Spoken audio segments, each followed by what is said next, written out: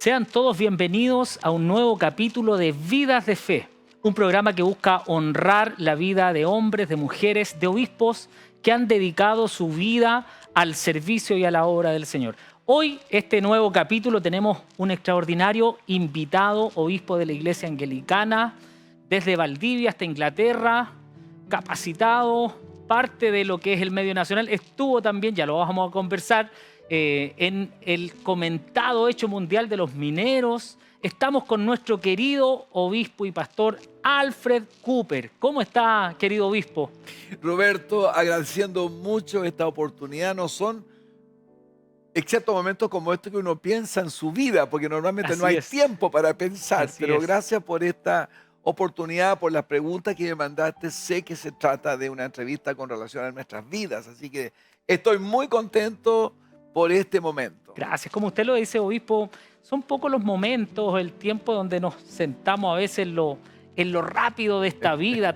Lo conversábamos antes de grabar, tantas comisiones, tantos eventos, tantas reuniones que a veces no nos damos cuenta cómo Dios desde principio a fin ha estado en este proceso, obispo, y por eso que lo honramos en vida. Gracias por estar aquí, gracias por estar con nosotros, gracias por compartir con cada uno de los hermanos o líderes o personas que nos están viendo, de que para llegar a ser lo que somos, sin duda, hubieron muchas cosas que Dios hizo en favor de nuestra vida. Y vamos a partir, como en cada programa, un poco conociendo este tránsito, obispo, desde nacer en la ciudad de Valdivia y después estar en un colegio católico en Inglaterra. ¿Cómo fue esa experiencia tan extrema, tan diferente? Mi nombre es Alfred Philip Cooper Rickard Chávez.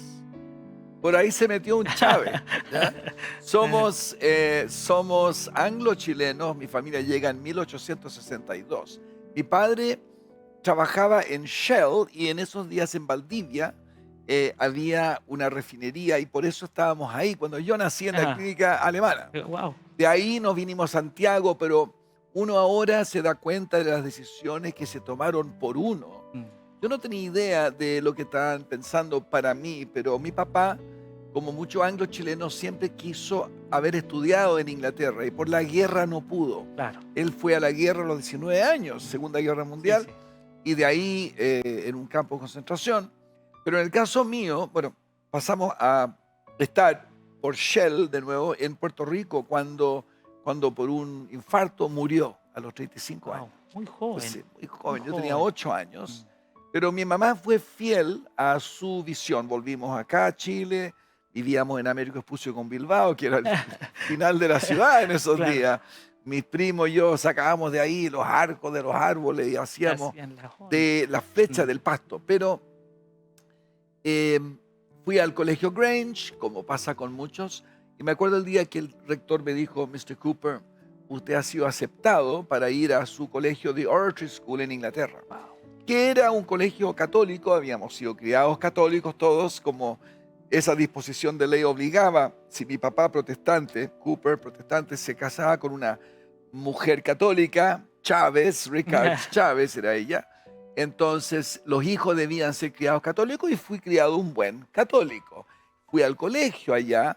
Me acuerdo el día que me tomé el avión, feliz, no hubo ningún momento de sentirme. ¿Iba solo en el avión viajó? Encargado a las azafatas? Claro. Llegué al otro lado, mis tíos estaban ahí para recibirme y conocí Inglaterra. Y me encantó ser internado en este colegio. Colegio donde a uno lo educan muy rápido en Inglaterra, lo tratan como un adulto desde que llega. Entonces, Mr. Cooper, ¿cuál es su opinión de esto? Mucho pensamiento crítico y todo lo demás. Y yo me acuerdo que ya a los 15 años ya había decidido que yo era ateo. ¿Por qué?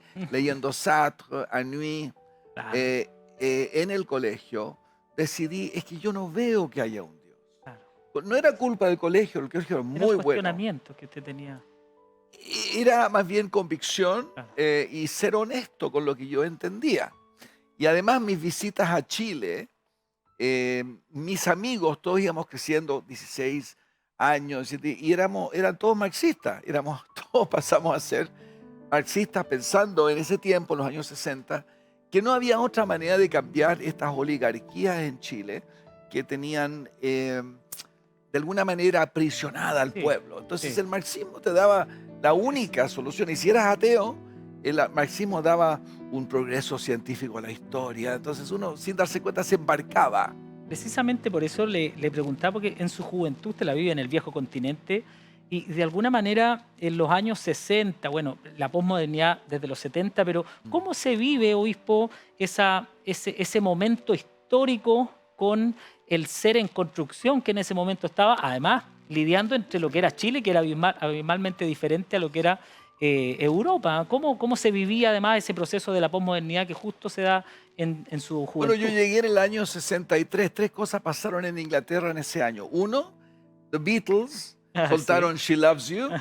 Segundo, el Parlamento pasó una ley que abrogaba el matar a brujos. Hasta ese día Mm, era anacronístico, claro. divertido, pero se podía, si uno comprobaba que era una bruja, una Existía. persona la podían colgar Wow.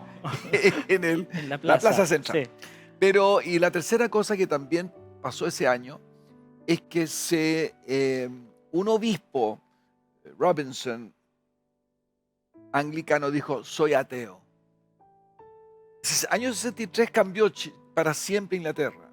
La juventud se desbordó, las iglesias se empezaron a vaciar y por toda Inglaterra saltaron kioscos con ocultismo y Ah, todo tipo, satanismo, cosas que antes no se veía. claro, Ese ambiente generó una libertad que fácilmente se transformaba en libertinaje. claro. Si uno era ateo, obviamente no tenía reglas. ¿Y qué pasa cuando uno no tiene reglas morales por las cuales regirse?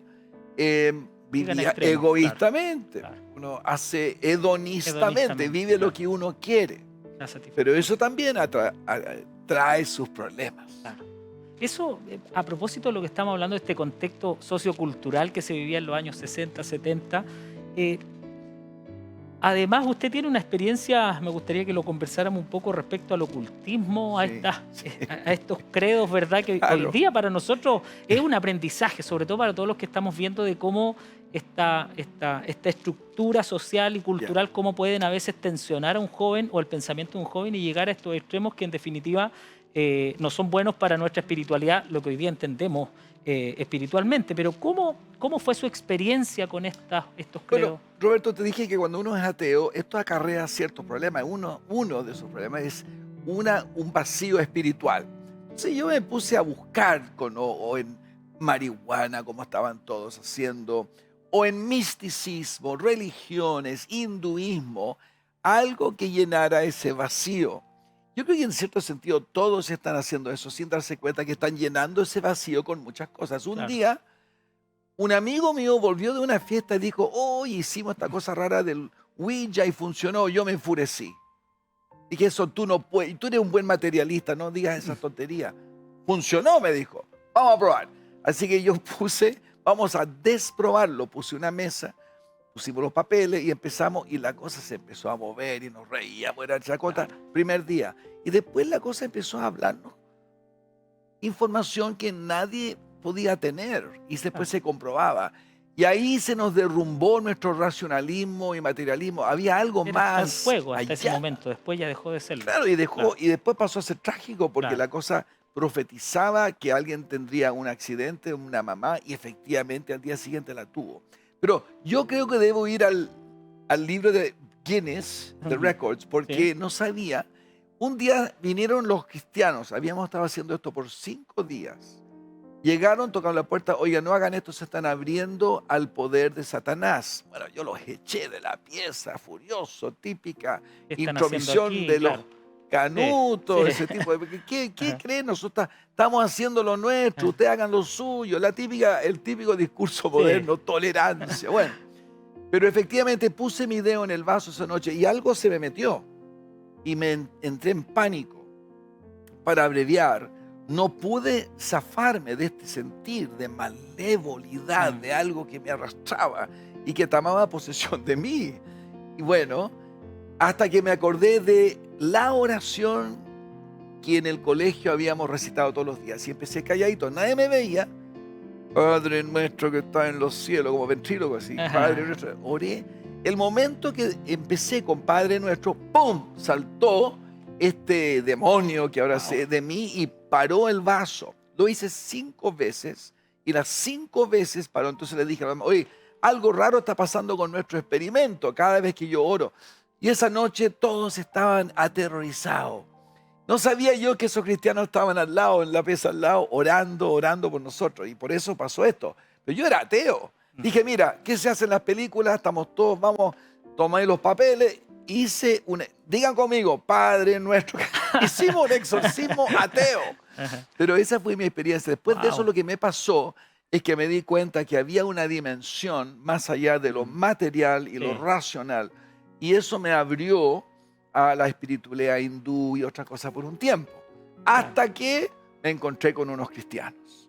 Oiga, obispo, esa búsqueda es una pregunta un poco más allá de lo que tenemos pauteado, pero siento que esta búsqueda que tiene que ver muy propia con el ciclo de desarrollo de los jóvenes, un poco en búsqueda de esa identidad, en búsqueda de cosas que llenen ese vacío. Pero al parecer culturalmente esa búsqueda siempre está, incluso en la sociedad han pasado el tiempo, quizás hoy día tenemos más conocimiento de lo que es el ocultismo, el budismo, las religiones hindú, pero seguimos en esa búsqueda y cuesta que los jóvenes encuentren ese qué sé yo de la espiritualidad. Es lo que Jesús le dijo a la mujer samaritana, el que bebe de esta agua volverá a tener sed. Y yo bebía de muchas aguas, como jóvenes hoy viven de muchas aguas, sea política, sea filosofía, o sea placer, o lo que sea, escapismo. Pero esa agua nunca satisface y uno vuelve a tener sed. Pero el que bebe del agua que yo le daré no tendrá sed jamás. Y eso es efectivamente lo que me ocurrió finalmente, que pude tener un encuentro con el Señor, que me permitió encontrar esa agua que sí satisface, ¿no? Sí. Oiga, obispo, y es eso lo que nos gustaría preguntarle ahora, ¿cómo se produce ese momentum, como este principio de la física, que existe un tiempo y un espacio determinado donde se impulsa ese... Yo siempre lo reconozco a usted como un obispo anglicano con un corazón pentecostal. Pero yo creo que todos deberían ser pentecostales. Claro, esa luz y fuego, ¿verdad? Que está constantemente en el corazón nuestro, la luz de la palabra, pero el fuego del Espíritu. ¿Cuándo fue ese encuentro con Jesús? Terminado mi primer año de universidad, tenía que viajar a Portugal para hacer un curso. Iba a ir a dedo, como todos hacíamos en esos días. Viajábamos millas a dedo, gratis. Y pasé por la casa de una prima que vivía al lado del aeropuerto de Gatwick, donde me iba a tomar el avión a España para después irme a dedo hacia Lisboa. Bueno, en esa casa, mi prima estaba casada con un pastor anglicano. No por ser anglicano, pero sencillamente un pastor. Y yo, honestamente, no pude frenar mi curiosidad. Decirle, mira, no sienten ustedes que están perdiendo su tiempo. ¿Qué están haciendo proponiendo esto antiguo? Nadie cree estas cosas estos días. Esto tiene que haber sido unos meses después de mi experiencia con ocultismo y ya estaba en hinduismo haciendo mis mantras. Y decía, hay tantas otras maneras de tener espiritual. ¿Cómo esto? Y mi prima me dijo, lo que pasa contigo, Alfredito, es que tú nunca has conocido a Jesús. Wow. Los dos eran graduados de Oxford, si no eran tontos. Claro. Pero ¿cómo me estás hablando de qué? ¿Conocer las ideas de Jesús? ¿O cómo Jesús murió hace 2000 años? ¿No? ¿Cómo que conocerlo? No, me dijo. Nosotros creemos que de verdad Jesucristo resucitó de la muerte. Está vivo. Ya, será. Dije yo, no convencido. Me fui en el avión, llegué a España.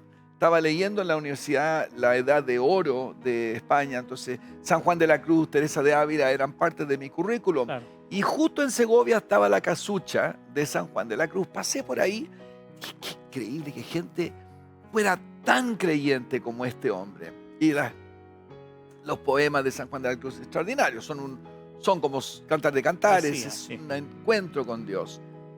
Y al día siguiente empecé mi viaje hacia Portugal y de repente estaba solo, como que solo en el universo. No había nadie, una mañana gris en Segovia, fuera de Segovia, en la carretera. Y dije, contrasto mi nihilismo, no hay razón por nada. Es igual de significado existir que no existir. Solo que estoy existiendo nomás. Claro. Pero si no existiera, ¿qué importaría? Según mi filosofía, no es nada. Con lo que dicen los cristianos, si Jesús de verdad resucitó de la muerte, dije, entonces vale la pena, o sea, por lo menos, a ver, no tengo nada que perder, voy a hacer un experimento. Así que dije, si es verdad, Jesús, que tú moriste en la cruz por mí, como dicen los cristianos, no lo entiendo, pero de que tú resucitaste de la muerte, wow, eres el único. Si es verdad eso, como decía mi prima, entonces acá estoy, entra en mi vida. Era como un desafío casi. Y ¡boom! La gloria de Dios, Wow. como decimos los anglicostales, Ángel. me llenó mi vida una cosa sorprendente, Hasta ese tan momento no lo fuerte. había experimentado, Jamás, algo así. no. Quizás de chico, en el momento de oración, tenía uno sentido de la presencia de Dios, Claro. pero fue tan fuerte que salté y grité, he llegado. El agua que sí satisface. No sabía qué estaba haciendo. Pero de ahí, claro, me fui en el viaje y Jesús estaba en todas partes. Si me metía a un auto, hablábamos de fútbol y después de un rato yo hablaba de Jesús. Y si estaba con un médico, hablábamos de medicina y después yo hablaba de Jesús. Me salía. Yo no sabía que el Espíritu Santo había Estaba entrado en llenado. mí. Y ahí es donde empezó, claro, todo un cambio de vida, porque tenía que ser consecuente, me di cuenta, con esta vida. Y eso fue muy importante, tomar decisiones claras con relación a mi estilo de vida para ser consecuente con lo que Jesús me enseñaba.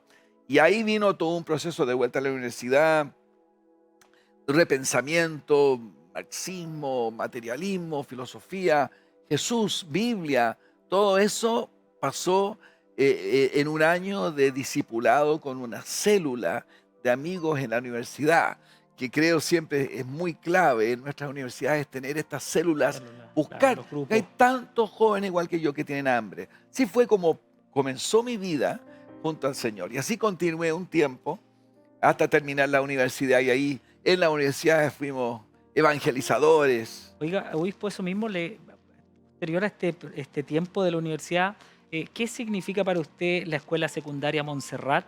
¿Y cómo usted se Bueno, siente vocacionado de alguna sí. manera después a esta vocación misionera, Mm. a esta vocación de compartir? Sin duda el Espíritu Santo, el Señor fue trabajando con usted, pero ¿cómo Desde se... Desde adentro, adentro hacia afuera. exacto, uno no tenía, podríamos decir, la teología para entenderlo todo. Leía mi Biblia ávidamente todos los días, pero al final de mi universidad sentí mucho que quería servir y justo me llegó un Un folleto que flyer. hablaba de algo llamado Voluntary Service Overseas, servicio Sí. voluntario en el ultramar. Tenía que elegir entre Chile o Montserrat, una isla en el Caribe. Ahí donde fui finalmente a una escuela secundaria donde yo tuve que enseñar español y francés a niños de las Antillas Británicas, gente menos motivada para aprender no hay, porque tienen todo el día cricket y pesca y no les interesa estudiar mucho. Así que fue una isla donde por un lado aprendí lo que era el trabajo secular, pero por otro lado también conocí la iglesia. Fui a la iglesia metodista en ese tiempo, que eran liberales, y el predicador estaba predicando esa noche, decía que no creían los milagros. Yo no podía más, me levanté y en medio de la prédica, no sé, ahora me da vergüenza decir, perdón, pero yo he visto milagros, dije, sí, es verdad. Y Oh, todas las ancianitas detrás de mí que habían visto los días de avivamiento de los metodistas que habían llegado a esas islas, apoyaron la moción. gritaron, bravo, preach it, brother, dígale, dígale. Sí. Así que, pero al día siguiente, próxima Mm, semana fui donde los pentecostales. Eran ahí conoció, ¿no? pentecostales de santidad, ¿no? Y yo era el único blanco en esta iglesia de color, ¿no? Es fantástico. Pero cuando se Fuego, movía el espíritu, las bancas fuego, claro. saltaban, gritaban. Al comienzo me dio terror, la primera vez que pasó todo eso. Y el Señor me habló, dijo, Mm, no mires a la gente, mírame a mí. Y cuando hice eso, recibí. ah, Y al final eso terminé fue. peor que todos, tirando Está banca. tirando Igual. banca también. No, nunca tanto, pero sí aprendí y conocí de cerca lo que es el fervor, la pasión que provoca el Espíritu Santo. Que no hay libro, que no hay artículo, que no hay película que lo pueda contener, sino lo vivencial. Cuando uno se encuentra con este fuego del Ya. Espíritu es Exacto. es vivencial. Sí. Vivencial, es Bueno, una conozco relación muy directa. bien a tu papi, que es Sí, un gran pastor así pentecostal, es. y con él intercambiamos mucho. Y él me ha escuchado muchas veces Así es. decir que toda iglesia debe volver a su fuente pentecostal. Claro. Todas nacen en Pentecostés, solo que no saben que son pentecostales. Y hay que enseñarles la importancia del empoderamiento de Jesucristo sobre nosotros por su Espíritu. Bueno, son tantas cosas que se ha vivido, lo decíamos al inicio del programa, que costaría incluso, necesitaríamos muchos programas para ir extrayendo lo mejor. Me quiero adelantar algunos años, obispo, Ya. a 1976, cuando lo ordenan como diácono, Ya. y en 1978 como presbítero. ¿Cómo allá de ahí se inició ya un trabajo Sí. pastoral, verdad? La iglesia anglicana, donde me ordené, era nueva en este sector Barrio Alto. ¿Qué pasó? Llegaron entre los indígenas en el sur y fueron los primeros, los anglicanos, por todo ese sector Tierra del Fuego. Habían muchas iglesias anglicanas, eran héroes los misioneros que llegaban. Pero poco a poco eso se fue transfiriendo a iglesias de las ciudades. Y por ahí por los años 70 alguien tuvo la visión, justo cuando yo regresé, 74, 75, regresé a Chile, de partir en las ciudades. Yo partí en la Florida y plantamos una iglesia rápido, la gente respondía inmediatamente, una iglesia ahí se plantó. Y ahí me dijeron, hay un sector que no está evangelizado, donde no hay ninguna iglesia no católica en castellano. Había una anglicana, una luterana, pero en alemán e inglés. Y es el Barrio Alto de Santiago. Pensamos que usted tiene que irse para allá. Así que ahí es donde comenzó nuestra obra. Pero antes de eso era necesario que yo me ordenara. Y yo no era de la iglesia tradicional. Allá había pasado por los pentecostales. Claro. Pero Dios me fue educando de que toda iglesia puede ser avivada. Y tuvimos experiencias muy temprano, aunque era muy chica la iglesia, de la presencia del Espíritu Santo, de los dones del Espíritu. Vivíamos momentos del mover carismático. Entonces, estaba pasando en Estados Unidos, en Inglaterra, que muchos entraban ya en una experiencia del Espíritu Santo. Claro. Y esa se vino con nosotros a Chile. Y ahí empezamos iglesias. Algunos no, algunos anglicanos muy bíblicos reaccionaban contra eso, yo creo erróneamente. Pero nuestra iglesia se caracterizó por buscar que un modelo tradicional con liturgias, que a un católico que llegaba, el credo, el Padre Nuestro, se sentía en casa, pero con un fuego, con una vivencia espiritual del Evangelio de Jesús.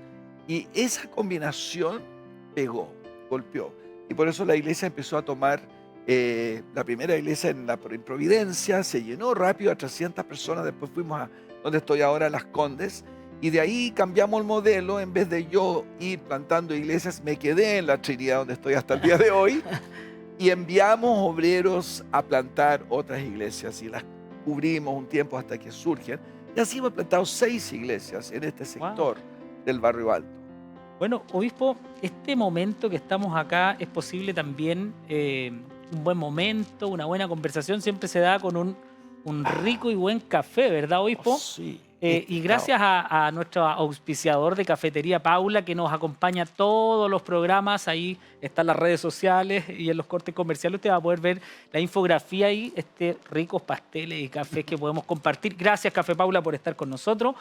Vamos a ir a una pausa comercial, pero quiero adelantar algo. ¿Cómo fue? Esa pregunta la vamos a dejar planteada, obispo, para después responderla después de la pausa. Esa anécdota que tiene usted con Barack Obama, con, ¿verdad? Con Osama Bin Laden, y también esta experiencia que tuvo en los medios con el tema de los mineros. El obispo Cooper fue masivamente conocido además por todas las redes satélites a nivel mundial por ese episodio. Así que no se separe, siga con nosotros, vamos a seguir en esta interesante conversación en nuestro programa Vida de Fe. Vamos y volvemos.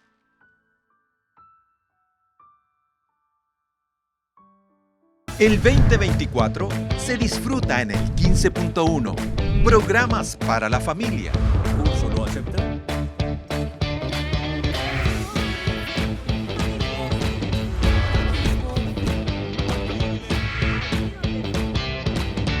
educación cristiana, Para todos ustedes, aquí con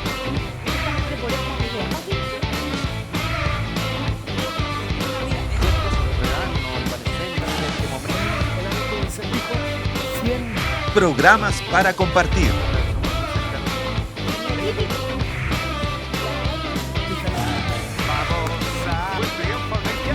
Somos el 15.1.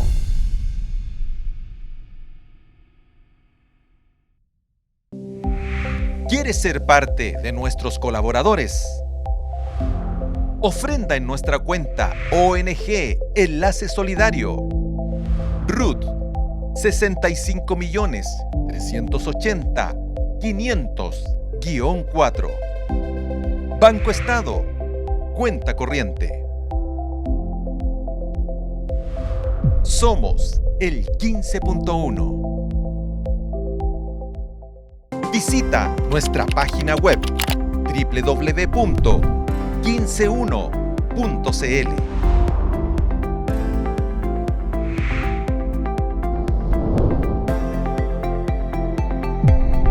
Somos el 15.1.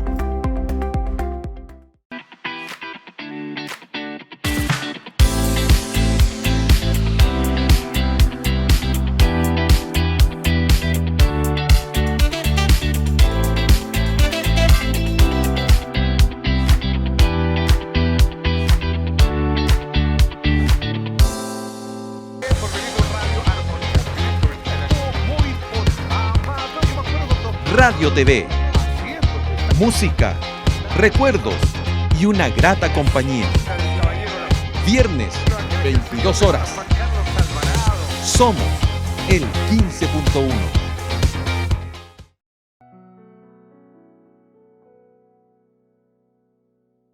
Bueno, ya continuamos con este entretenido pero importante programa de reconocimiento a nuestros obispos y pastores que durante tantos años han servido a la iglesia chilena principalmente.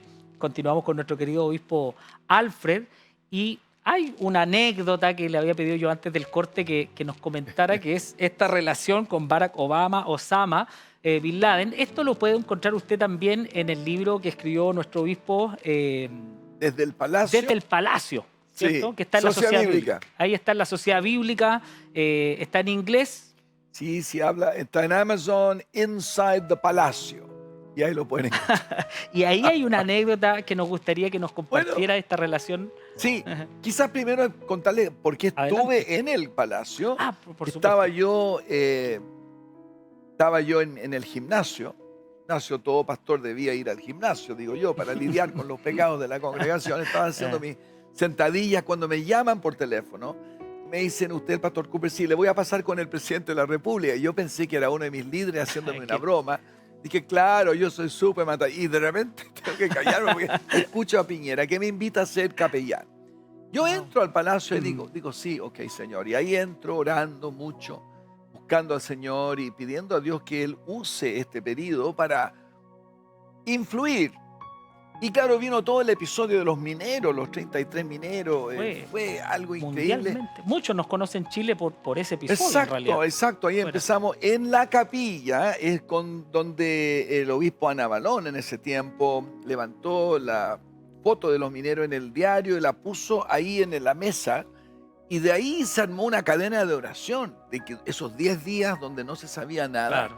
Dios nos decía que el presidente siguiera buscándolos porque estaban vivos. Bueno, y después, claro, el día 10 cuando entró por un milagro, y ahí empezó todo un tiempo de prepararnos para el día de la salida. Finalmente, cuando salieron... Usted tuvo que ir allá. Yo estuve ahí, el presidente nos llevó en estos viejos aviones de la Fuerza. Y ahí llegamos, de la FACH. Fue extraordinario ese día porque todas las agencias noticiosas estaban y me hicieron la pregunta, como yo hablaba inglés, querían que alguien de adentro del palacio dijera. Y todos los medios ahí del mundo. Todos los medios. Y me preguntaron algo como, ¿y usted? La típica pregunta de un periodista, usted que dice que Dios los sacó de ahí y no fue el mismo Dios que los metió ahí. Entonces, con ese tipo de... Yo ahí, claro, pude responder. Bueno, si usted leyera su Biblia, entendería que aunque los hombres son perversos y no cuidan a sus trabajadores para que pasen estas cosas, y hay un accidente y debajo de ahí, de la tierra, claman 33. Dios los escucha, como lo escucharía usted también si usted orara. Y así lo di vuelta hoy. Y prediqué el Evangelio de lo que iba a ser esta salida de ellos. Le estaba haciendo a través de Cristo que muere. Fue perfecto, perfecto, ya.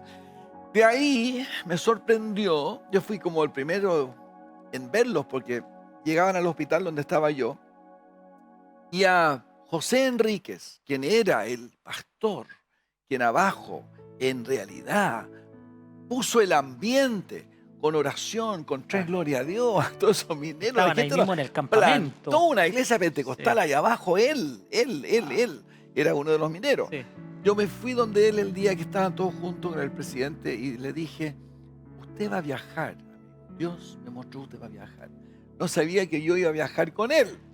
Y una gira por Inglaterra, de repente nos invitaron, empezamos a ir por todos lados, increíble cómo él hablaba a las multitudes en Oxford, el primer lugar que hablamos con la multitud de estudiantes, gente, no eran cristianos, claro, venían de todas partes porque todo el mundo lo había escuchado.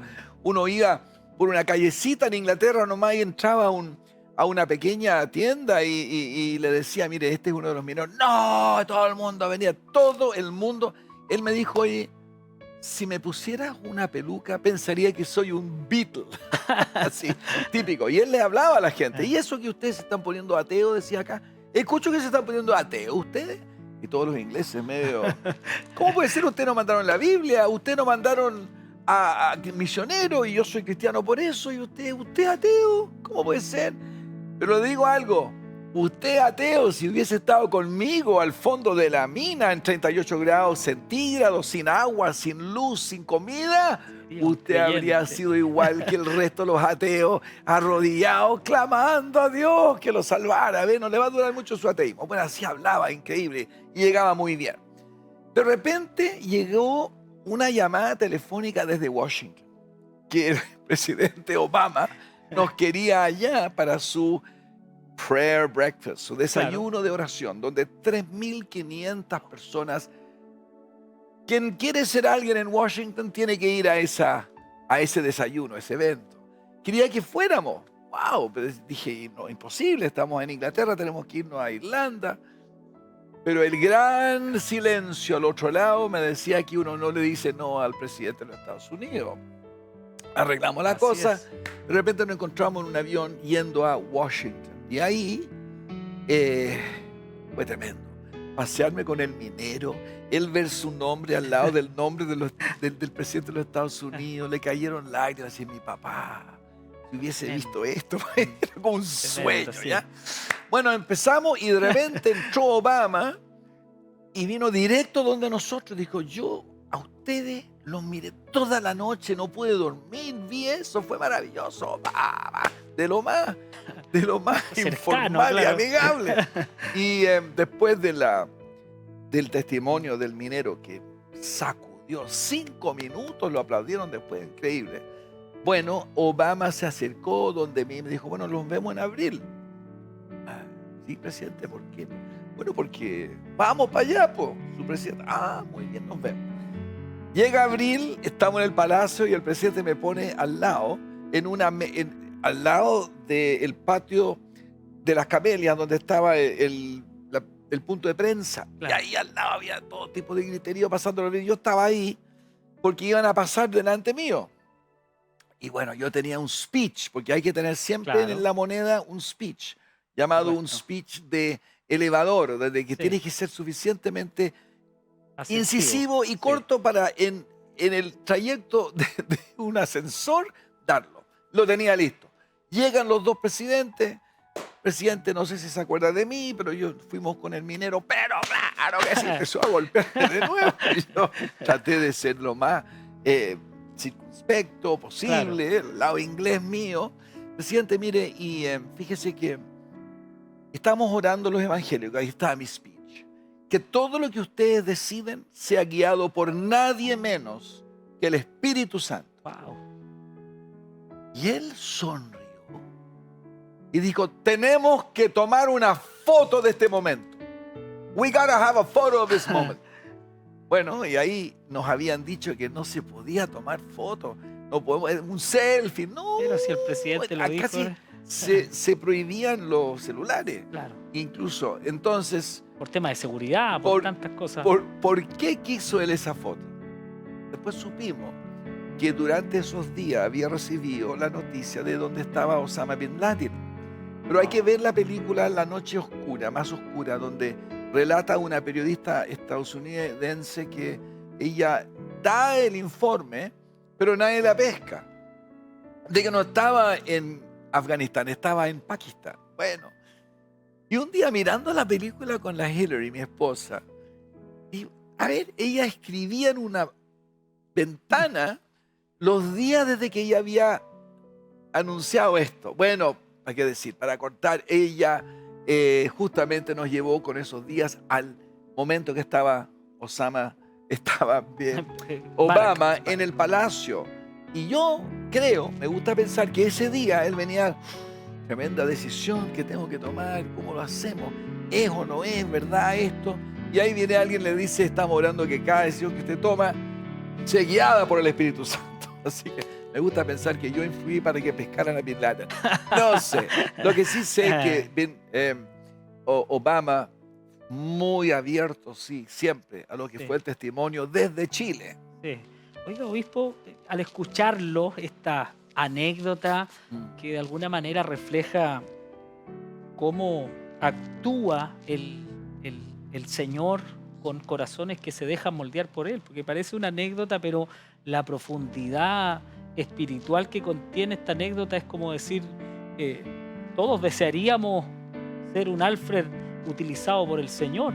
Ahí un poco más allá de esa anécdota y que es una tremenda historia porque usted la cuenta en breves momentos, pero en el libro. Claro, está lo que usted relata en el libro, de estar entrevistado también por todos los medios habido y por haber y tener ese speech y tener ese llamado fuerte, conciso a la cruz, al Señor, nos refleja un poco nuestra humanidad, pero también hasta dónde podemos llegar si somos usados por el Señor, obispo. Es algo tremendo. Y para eso yo siempre le digo a los pastores jóvenes o a los jóvenes que se convierten y sienten un llamado de Dios, no hay alternativa a pasar tiempo con Dios, pasar horas con el Espíritu Santo todos los días. Hoy me levanté a las 3:30 y pasé unas 2, 3, 4 horas con el Señor.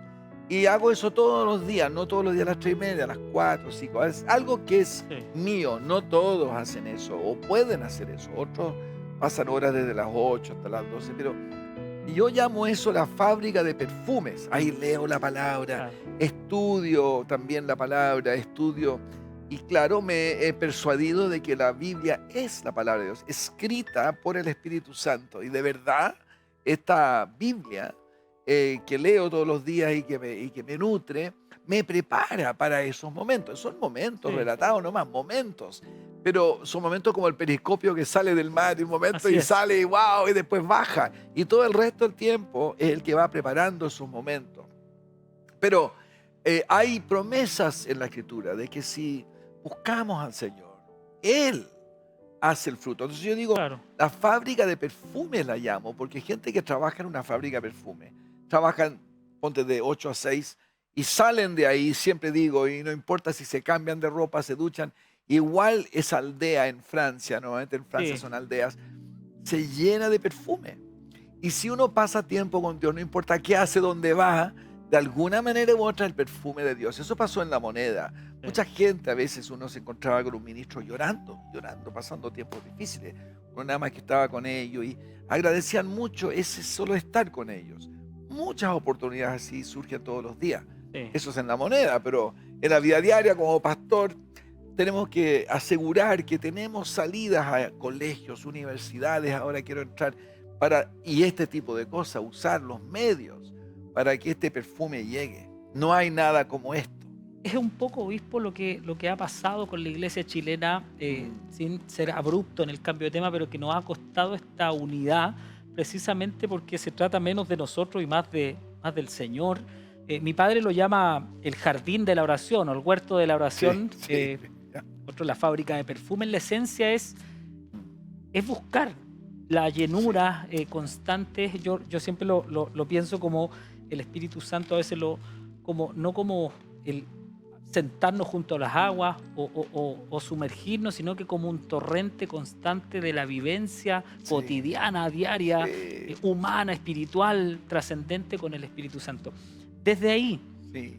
creo que en su paso por este representante protocolar o como capellán de la moneda, obispo, se marca una identidad diferente a lo que se venía haciendo como este representante un poco administrativo. Ya. ¿Cómo es vivir también eso de saber de que estemos en la esfera más alta de influencia o estemos en el sencillo corazón de un hermano en cualquiera de nuestras iglesias, en las poblaciones? Siempre Sí, hay una necesidad. Sí. Siempre, siempre. Es un poco más de lo mismo. Nuestra lealtad es primero a Jesús, no a los hombres. Y entonces donde quiera que estemos, todos los días, y vivimos un día a la vez, Señor Jesús, ¿cómo soy leal a ti hoy? ¿Cómo te represento a ti hoy? ¿Cómo muestro el amor de Jesús hoy? Y quizás al final del día, ¿en qué te fallé hoy, Jesús, para enmendar eso? Vivir en relación al Señor. Y donde quiera que hacemos eso, sea el jardín de la oración o la fábrica de perfume, el Señor va a Claro. usar eso. En la moneda vi también lo peor del mundo evangélico. Me sorprendió. Sí. Las divisiones, los odios casi. Y fue difícil no estar envuelto en todo aquello. Y uno se envolvía porque lo Es metían. un sistema que Querían, está ahí sí. Y es una instalado. inmadurez gigantesca donde personas a veces priman más su deseo de figurar o estar allí o estar liderando cosas. Esto viene del pasado, de la historia Claro. pentecostal, quizás donde el caudillo era el que estaba a cargo de todo y algunos no quieren dejar de ser caudillos. Bueno, pero es algo carnal. Entonces, ¿cómo con tu padre hemos trabajado mucho estos temas? Sucede que durante el periodo de la pandemia surge esta organización Plena, Claro. que es Plataforma Evangélica Nacional, que mal representa a la vasta mayoría por conexión, no porque están todos ahí, Sí. a lo que por primera vez vi una iglesia unida. Oramos todos los sábados entre 8 y 9 y cualquiera que quiera puede venir y ver pastores desde Arica a Punta Arenas orando. Y esa plataforma es una expresión humana de la iglesia, pero uno nota cómo el Señor está bendiciendo, llamándonos a una mayor unidad. Creo que en estos días la iglesia evangélica en Chile está más unida que nunca, a pesar de algunas trizaduras, Claro. pero pocas ya, pocas. Y creo que el Espíritu de Dios nos está llamando a eso, algo que hemos orado mucho y deseado mucho, que el amor de Jesús prime, que la humildad de Jesús prime y no el liderazgo tenga que ser siempre la voz cantante. Bueno, vamos a ir madurando poco a poco. Pero ahí lo que vi en la moneda en cuanto a eso también me mostraba que a pesar de la fragilidad y la debilidad en esos sentidos, estos eran pastores tan sencillos de todo el mundo chileno, ¿no? De Sí, todo, sí. de cada ambiente, sean del mundo indígena, cárceles, de todo. Y ahí se juntaban 650. Era siempre la reunión más grande en la moneda. Y de repente ponía un excarcelario a predicar. Wow. Y con su efusividad. sencillez, igual que el minero José Enrique, le decía: ¡Hey, presi, escúcheme! Usted no está poniendo atención a lo que dice Dios. Si yo le tengo la respuesta a todos sus problemas, crea en Jesús y haga que todo el mundo crea en Jesús y ahí se le van a pasar los problemas. Diga: yo que mataba esto, yo. Entonces, había una gloria tan grande en medio de quizás la debilidad de una iglesia, pero ¿cómo no ha de ser con el crecimiento que hubo en el mundo evangélico desde Hoover, ese tremendo mover del Espíritu Santo? Obvio, no va a ser perfecto, pero ha sido muy efectivo. Yo soy un enorme respetuoso del mundo evangélico. Oiga, obispo, bueno, hace algunos tiempo atrás se viene este movimiento de un despertar de unidad, ¿verdad? En el mundo Sí.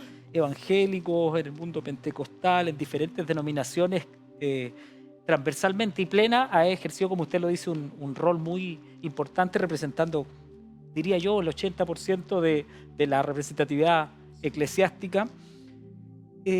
Pero falta todavía, falta Sí, mucho, sí. ¿verdad? Como ese empuje me quedó mucho en un congreso que estuvimos respecto de que estos avivamientos no son hegemónicos, pueden darse en diferentes lados a la vez, no hay una hegemonía del avivamiento, nosotros no traemos la panacea del Sí, avivamiento, claro. pero de que sí estamos seguros es de que Dios necesita y requiere de nosotros que vamos cambiando ciertas estructuras para que Él sea glorificado. En ese contexto, ¿qué podemos nosotros transmitir desde su experiencia, estando dentro de la moneda, obispo, hacia afuera? Ya. Yo creo que la generación de ustedes tiene mucho que decir acá. El otro día me pasó justamente de que el Señor me habló. Yo iba a ir a subir a ministrar de nuevo al pastor que lo hace tan re bien. Y el Señor me dijo, no haga las cosas tan re bien. Porque si las haces tan re bien, ¿qué va a pasar? Es que los que están a tu alrededor se sentirán inhibidos y no van a aprender ellos. Deja que. Entonces le dije a uno de los jóvenes ahí, un pastor líder joven, usted está a cargo del ministerio esta noche. Ah, sí, usted. Bueno, yo me fui a las 8:30, había tenido que ser al quinto culto ese día. Y a las 10:30 me llamaron que todavía estaban ahí en la gloria de Dios. ¡Wow! En cierto sentido, tiene que haber un cambio generacional que va a llevar esto más allá de lo que se ha recibido. Y ustedes, esta generación, tiene que llevárselo con muchísima fe y valentía.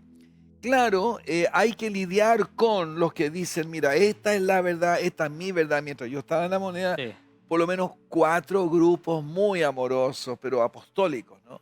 Todos venían y me decían, usted es un apóstol. Amén. Decía que bueno, y todos me daban un anillo. Wow. Y hasta eran tan amorosos, me ponían plata en el bolsillo, era su gesto amoroso, precioso. Y yo veía la sinceridad con la cual, y quieres ser parte de nuestro, por supuesto, decía eso, yo terminé siendo parte de todos estos grupos. Y quizás esa parte es sí, en amor, ser parte de todos. O sea, lo que antes eran corrales con patitos adentro, los corrales, cada uno diciendo, mira, en el corral mío bautizan a las guaguas, en el mío no, ya, pero en el mío bautizan en el Espíritu, ay, pero poco a poco cae el agua, cae la lluvia, y empiezan a flotar los patitos que están más arriba. Yo creo que eso es lo que está pasando. Dios está mandando la lluvia y los patitos de esta generación van a empezar a descubrir que pueden hacer mucho más, no tienen por qué estar aprisionados por lo que reciben, son muy respetuosos, como hoy veo, están haciendo ustedes acá, pero yo creo que llegan los días cuando el agua va a subir a tal punto que van en amor y en sencillez, pero también con esa estrategia que Dios le está dando, en hacer como programas como este, usar los medios, van a llegar mucho más y van a estar hasta las 10:30 en vez de solo las 8:30 como había hecho yo. Sí. Va a haber algo desatado. Amén. Bueno, hay una iglesia que está en Singapur que se llama Corazón de Dios, que es del pastor Howe con la pastora Lía, que me gusta un concepto que hay un libro que estamos patrocinando a propósito de la representatividad que tengo yo con Juan Hope, que se llama Generaciones. Precisamente porque antes pensábamos las generaciones como relevos, hoy día las generaciones no son relevos, hoy día son refuerzos. Sí, en general, hoy día coexisten 4 hasta 5 generaciones en una iglesia, donde no somos ni reemplazos, somos refuerzos para la visión, obispo. Y bueno, permítame felicitarlo primero, Roberto, por su gran logro y reconocimiento por iHope, que ha sido un orgullo para nosotros acá en Chile. Y también que no es vacío, es porque efectivamente estás haciendo estos interesantes estudios de discipulado ecológico, cosas nuevas que nunca he escuchado en mi vida, pero que van a dar resultados. Esa es la cosa que tiene que hacer con mucha fe. Ir aprendiendo, si no resulta algo, buscan otra, pero tienen ustedes, son clever. Hemos analizado eso, obispo, porque en definitiva siento que esta generación, a propósito de lo que hemos venido conversando, la misión bíblica y teológicamente la tenemos. La visión es la estrategia y a veces esa estrategia es la que debemos trabajar, pensar, repensar, y no todas las plantillas sirven. A veces hay que ir buscando espacios. En virtud de eso, y volviendo a nuestra conversación de honrar su vida, obispo, su querida iglesia anglicana, Sí. una de las iglesias también más, organizaciones más antiguas, Sí, ¿verdad? total. Esas influencias en Chile, influencias europeas, norteamericanas, ¿qué modelo, qué iglesia tenemos hoy Ya. día como misión? Sí, sí, sí. Mi trasfondo anglo-chileno e inglés me da una entrada a todo el mundo anglosajón acá en Chile. Por ejemplo, Claro, Colegio Grange, sí. Redlands. En un sentido, la iglesia anglicana es obviamente muy reconocida allí y tengo la entrada natural como que si estuviera en Inglaterra. Pero la iglesia anglicana chilena es la que más nos interesa diseminar, Claro. que tiene un rango desde el mundo indígena, donde todavía estamos, donde vamos ahora el 10 de diciembre para instalar a un nuevo obispo mapuche, Joel Millanguir, Wow, allí, tremendo. hasta, bueno, el norte, hasta el barrio Alto Santiago. Es un rango Muy que abarca amplio. todo Chile. ¿Por qué? Porque la visión siempre fue esa. No quisimos competir con los pentecostales porque íbamos a perder en los lugares más populares, pero sí nos especializamos en estos sectores más profesionales y ahí Dios ha bendecido. Entonces la iglesia anglicana, eh, nos juntamos todos los miércoles acá, hoy por ejemplo los pastores, para estrategar. Las iglesias más débiles, queremos ver cómo se pueden cubrir las iglesias más fuertes, cómo plantar nuevas iglesias, cómo levantar Estrategia, claro. líderes. ¿Y qué tipo de líderes? Sí, Tenemos una escuela bíblica, como sé que tu papá también lo ha hecho, sí. muy importante entrenar a los líderes. Así que estamos también, como ustedes, proyectando. La iglesia anglicana tiene ciertas ventajas en el sentido de tener tradición y por lo tanto ser una iglesia que trae una trayectoria segura, si podemos decir. Nunca hay seguridad absoluta, Sí. pero sí las estructuras dan una seriedad. Luego vamos a hacer unas confirmaciones en nuestra iglesia, donde todos vienen vestidos de obispo. Normalmente no nos Sí. vestimos, ni volvemos, pero sí, ese día sí. ¿Por qué? Porque dice, esta iglesia tiene raíces en el pasado. Esto no viene inventada hoy. La iglesia trae su tradición, su enseñanza, su profundidad y hasta llega al día de Pentecostés. Así que no nos sorprendamos en este día de Sí, sí. confirmaciones, digo yo, que caiga el Espíritu Santo sobre nosotros también. Y así esta mezcla de seriedad, de teología, si quieres, bíblica, Sí, insisto, tiene esa teología bíblica, no liberal. Hay iglesias claro. anglicanas que sí se han ido por el lado liberal, igual que las metodistas en el Sí, tiempo de Hoover, y él las castigaba. Eh, yo insisto, plena la plataforma Evangélica Nacional es una cosa que hemos insistido siempre sea conservadora en su teología bíblica. Eso nos debe caracterizar siempre. sí. La iglesia anglicana en Chile es bíblica y contrasta con esos lugares donde se deja de lado la Biblia y se hace humanista la iglesia y entra cualquier cosa. Sí. No.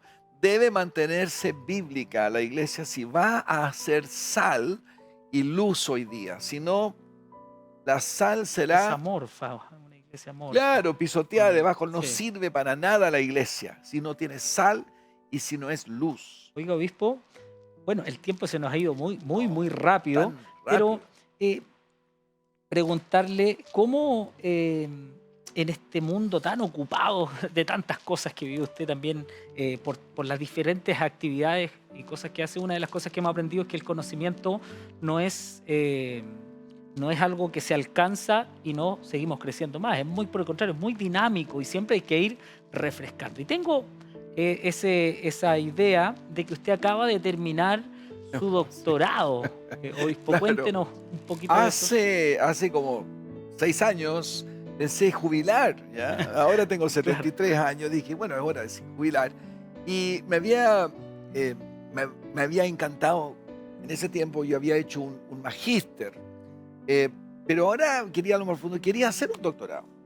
y me paseaba por Oxford, justamente, y estaba diciendo, Señor, ¿dónde me encantaría hacer un doctorado por acá? Y como fui a Wycliffe Hall, y eso requería que estuviera 3 años ahí presencial.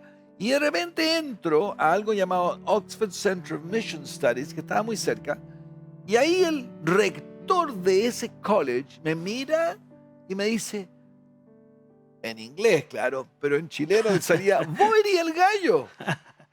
Sí, dije, ¿qué gallo? ¿No era vos el que estaba en la televisión con los 33 mineros?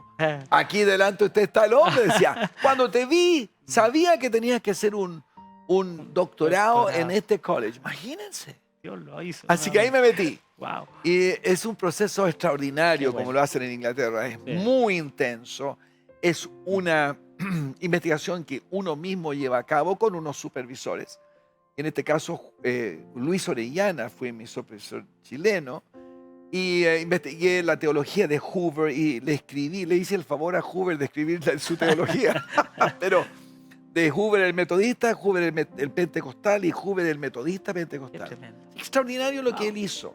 Él logró la unidad de la iglesia hasta el año 32 cuando se Sí. dividieron, ¿no es cierto?, Umaña y él. Sí. Desgraciadamente ahí empezó esta fragmentación. Todo esto, claro. Pero logró algo muy importante Hoover, mostrar justamente que en una iglesia tradicional puede venir un avivamiento. Así que mi doctorado fue eso y justamente el otro día ante 3 severos profesores que me interrogaron muy interesantemente, fue online, desde la pandemia se ha hecho online, empezaron entonces a uno le interrogan todo lo que ha hecho ya y después uno lo sacan. Y hay una media hora de terrible tensión donde al final uno vuelve y ahí le dicen si pasó o no, o cuántas correcciones. Lo ideal es minor corrections, muy pocas. Sí. Entonces, vinieron de vuelta, yo llegué de vuelta y dije, bueno, Mr. Cooper, nos agrada decirle que usted pasó su doctorado. Wow. Y yo dije, ¡aleluya! ¡Gloria a Dios! Ya no tenía por qué portarme bien. ¿Ya? Entonces, lo divertido que estaba yo con mi WhatsApp de mis colegas en Oxford, que estaban viendo todo esto, estaban diciendo, bueno, ahí se ve en la pantalla, estaban mirando por al lugar donde estaba yo en la pantalla allá, y los profesores hablándome. Entonces decía uno, y ahora parece que salió, y ahora viene el momento, veredicto. Y después dice, regresó. Está en el WhatsApp yo leyendo, decía, gritó aleluya. Me escucharon en Oxford. Debe ser que pasó. Y el otro dijo, no, siempre grita aleluya, no se sabe qué significa eso. Así que finalmente, claro, pasé. Esto fue hace 2 semanas Hace nomás, poquito, así que sí. estoy muy contento. Qué Tengo bueno. que hacer unas pequeñas correcciones todavía, pero muy, muy pocas. Bueno, obispo, para nosotros Ah. y a nombre de todos los televidentes que han estado con nosotros en este programa, el tiempo, como siempre, no es suficiente para poder exprimirlo en el sentido práctico, obispo, de todo su aprendizaje y el mayor homenaje o la mayor honra a su vida por ser un instrumento en las manos del Señor. Es decirle gracias por todo lo que ha vivido, porque ha presentado además precedentes que no existían, hoy día existen, hoy día sí existe un obispo Cooper que ha hecho muchas cosas que antes no estaban, y por eso este tiempo de conversación es para nosotros un reconocimiento y un homenaje. Gracias por estar con nosotros, gracias por haber venido, porque desde el primer momento que supo, dijo un rotundo sí, así que gracias por Sí. estar con nosotros.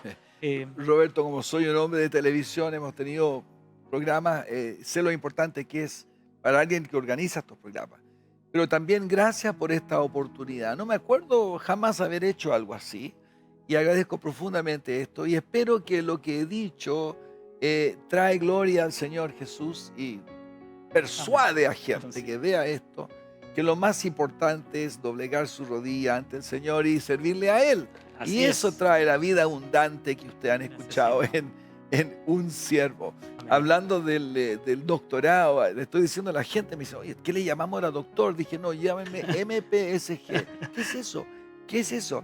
Miserable pecador salvado por gracia. Entonces uno en ese lugar queda más tranquilo y queda más Amén. seguro. Gracias, obispo. Bueno, le voy a invitar a que nos coloquemos en pie y como todos los programas que hacemos, queremos humildemente entregar este reconocimiento hacia usted a través del 15.1 TV y nuestro programa Vidas de Fe, hacia usted este galvano, este presente que lo recuerda como Vidas de Fe, para que nos recuerde que aquí estuvo, acaba de quedar grabado toda esta conversación y todos van a poder disfrutar de este lindo tiempo que hemos vivido. Así que muchas gracias, obispo Alfred. Roberto, muchísimas gracias por la prolijidad de este programa. Espero que les vaya muy bien. Y como digo, ustedes, esta generación la lleva. Gracias por esto, lo voy a atesorar. Bueno, muchísimas gracias y gracias a todos los televidentes que están con nosotros. Nos vamos a reencontrar en una próxima oportunidad con otro invitado tan importante como nuestro obispo Alfred. Así que nos vemos la próxima semana. Que estén muy bien.